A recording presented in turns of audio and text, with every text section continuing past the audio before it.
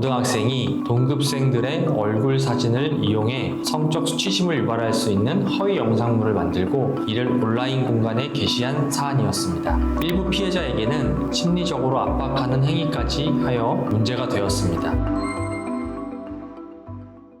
안녕하세요. 당신과 끝까지 함께하는 변호사 박선정입니다. 오늘은 딥페이크 허위 영상물 제작과 유포가 문제되었던 사건을 설명드리겠습니다. 이 사건은 고등학생이 동급생들의 얼굴 사진을 이용해 성적 수치심을 유발할 수 있는 허위 영상물을 만들고 이를 온라인 공간에 게시한 사안이었습니다. 일부 피해자에게는 해당 허위 영상물을 직접 전송하며 심리적으로 압박하는 행위까지 하여 문제가 되었습니다. 딥페이크 사건은 단순한 장난이나 호기심으로 치부할 수 없습니다. 피해자 입장에서는 실제로 촬영된 영상이 아니더라도 자신의 얼굴이 성적인 이미지와 결합되어 유포되거나 공유되는 것만으로도 극심한 수치심과 불안, 공포를 느낄 수 있습니다. 특히 피해자들이 또래 여학생들이었다면 학교 생활과 일상 전체가 흔들릴 수 있는 매우 중대한 사건입니다. 다만 최종적으로 소년원 송치와 같은 무거운 처분이 아니라 보호자 감호 위탁, 수강 명령, 사회봉사, 장기보호 관찰 등 사회 안에서 교육과 교화를 받는 방향으로 마무리되었는데요. 오늘 영상에서는 어떤 사정들이 고려되어 위와 같은 처분으로 정리될 수 있었는지를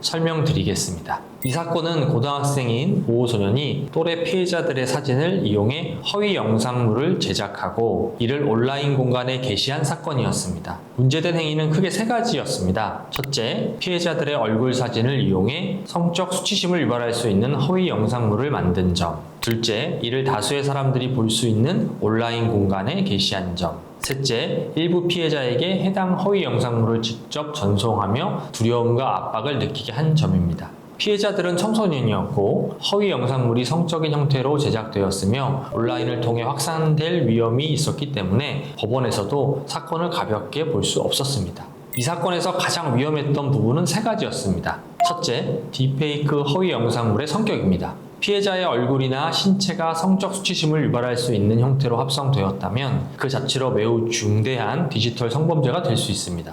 특히 피해자가 아동, 청소년인 경우에는 더 엄격한 판단이 될 수 있습니다. 둘째, 게시와 확산의 위험입니다. 온라인에 한번 올라간 성적 허위 영상물은 완전히 회수되기 어렵습니다. 피해자는 누가 봤을까? 또 퍼지지는 않을까? 나중이라도 다시 문제가 되지는 않을까? 라는 불안 속에서 오랜 시간 고통을 겪을 수 있습니다. 그래서 디지털 성범죄에서는 실제 피해 규모뿐 아니라 확산 가능성 자체도 매우 중요하게 봅니다. 셋째, 피해자에게 직접적인 압박을 가한 점입니다. 허위 영상물을 만드는 데 그치지 않고 이를 피해자에게 직접 보내거나 추가 유포를 암시하는 방법으로 압박을 했다면 피해자의 공포는 훨씬 커질 수밖에 없습니다. 이런 사정이 있으면 단순 제작이나 게시보다 더 무겁게 평가될 수 있습니다. 그래서 이 사건은 소년 사건이라고 해서 결코 가벼운 처분을 당연히 기대할 수 있는 상황은 아니었습니다. 그렇다면 왜 이 사건은 소년원 송치가 아니라 사회 내 처분으로 마무리될 수 있었을까요? 결론부터 말씀드리면 사안의 중대성은 인정하되 보호소년이 자신의 잘못을 구체적으로 인식하고 있고 가정 안에서 재비행을 막을 수 있는 감독 계획이 있다는 점을 자료로 보여준 것이 중요했습니다.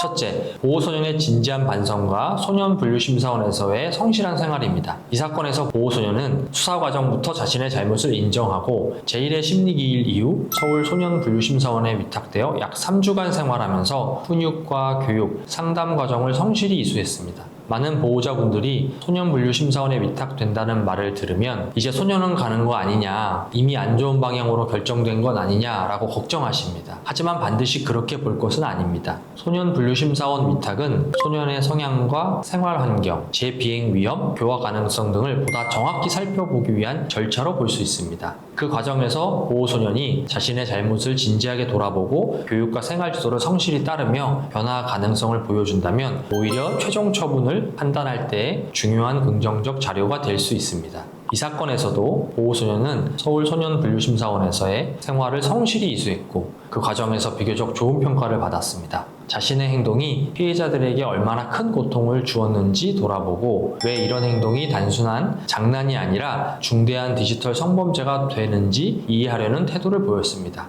이후 반성문에는 피해자의 입장에서 고통을 이해하려는 태도, 자신의 왜곡된 성인식과 무책임한 행동을 돌아보는 모습, 그리고 다시는 같은 행동을 반복하지 않겠다는 재발 방지의 다짐이 드러나도록 정리했습니다. 둘째, 보호자의 구체적인 지도 계획입니다. 딥페이크 사건은 단순히 앞으로 조심하겠습니다 라고 끝날 수 없습니다. 스마트폰과 인터넷 사용 습관성 인식, 또래 관계, 충동 조절 문제가 함께 다뤄져야 합니다. 이 사건에서 보호자들은 자녀의 잘못을 깊이 통감하고 앞으로 어떻게 지도할 것인지 구체적인 계획을 세웠습니다. 디지털 기기 사용을 감독하고 유해한 온라인 환경에 노출되지 않도록 관리하며 전문 상담과 성교육을 지속적으로 받게 하겠다는 내용이 포함되었습니다. 또한 매일 대화 시간을 갖고 학교 생활과 교우 관계를 확인하며 건강한 취미와 봉사활동으로 생활 구조를 다시 잡겠다는 계획도 있었습니다. 소년 재판에서는 보호자의 반성만큼이나 앞으로 실제 어떻게 감독할 것인지가 중요합니다. 이 사건에서는 그 부분을 말이 아니라 계획서와 자료로 보여주려 했습니다.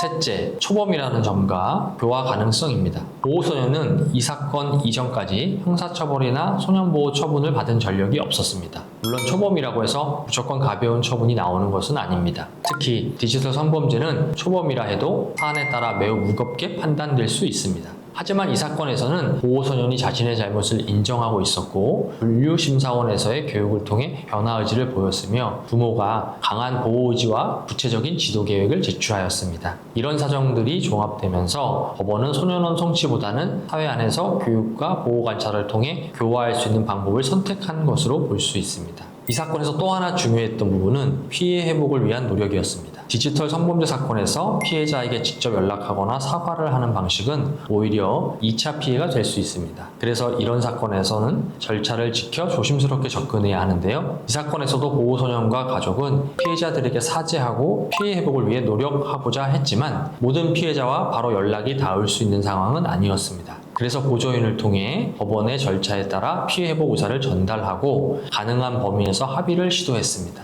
합의가 완전히 이루어지지 않았다고 해서 피해 회복의 의지가 없는 것은 아닙니다. 중요한 것은 피해자에게 또 다른 부담을 주지 않는 방식으로 진심 어린 사과와 회복 노력을 계속했는지입니다. 이 사건과 관련해 꼭 짚고 싶은 부분이 있습니다. 딥페이크를 친구들끼리의 장난으로 한 일, 실제 사진이 아니니까 괜찮은 일, 인터넷에서 다들 하길래 따라한 일 정도로 생각하는 경우가 있습니다. 하지만 절대 그렇지 않습니다. 피해자의 얼굴을 이용해 성적 허위 영상물을 제작하거나 유포하는 행위는 피해자의 인격과 일상을 무너뜨릴 수 있는 중대한 범죄입니다. 특히 피해자가 청소년이라면 그 충격은 더 클 수밖에 없습니다. 실제로 촬영한 영상이 아니더라도 피해자는 실제 피해를 입습니다. 주변 사람들이 그 이미지를 봤을지 모른다는 두려움, 학교와 친구 관계에서의 불안, 온라인에 계속 남아있을 수 있다는 공포는 오랜 시간 이어질 수 있습니다. 그래서 딥페이크 사건은 소년 사건이라고 해서 결코 가볍게 접근해서는 안 됩니다. 딥페이크 사건은 절대 가벼운 장난이 아닙니다. 특히 피해자가 또래 학생이거나 아동 청소년인 경우에는 그 피해가 매우 깊고 오래 갈 수 있습니다. 소년 재판에서는 사안의 중대성과 함께 보호소년의 반성, 피해 회복의 노력, 보호자의 감독 계획, 전문 교육과 상담을 통한 교화 가능성도 함께 봅니다. 비슷한 상황에 놓이셨다면 아직 학생이니까 괜찮겠지 라고 생각해서도 안 되고 반대로 이제 끝났다 라고 단정해서도 안 됩니다. 가장 중요한 것은 피해의 심각성을 정확히 인정하고 재발을 막기 위한 구체적 계획을 초기 단계부터 준비하는 것입니다. 당신과 끝까지 함께하는 변호사 박선정이었습니다. 감사합니다.